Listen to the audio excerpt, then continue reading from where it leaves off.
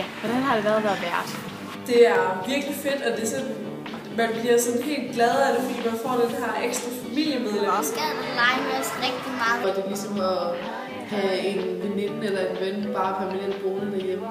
Rigtig sjovt med at lære nye at kende. Det er rigtig spændende at møde mennesker uden for deres comfort zone. Det kræver, at du er meget sådan engageret, og du er sådan meget åben over for dine gæster, og du sådan tager meget imod. Så man også kan vise dem, hvilket menneske er jeg. Men man skal bare huske hele tiden at være sød mod dem. Og hele tiden smile til dem. Dem, som kommer til Danmark, også er rigtig åbne og er rigtig cool på idéen. Altså, det kræver selvfølgelig en masse tid, fordi de skal være 24/7. Men man skal ikke sætte tid af. De skal fx med til fritidsaktiviteter. Da vi havde en brune, der gjorde vi sådan noget med, at vi lavede aftaler med vores venner, der også havde en brune, og vi til svømmehal, eller man kunne tage ud og spise sammen med det. Altså bare, at man får lavet nogle aktiviteter med ens gæster. Og man lærer også en masse engelsk.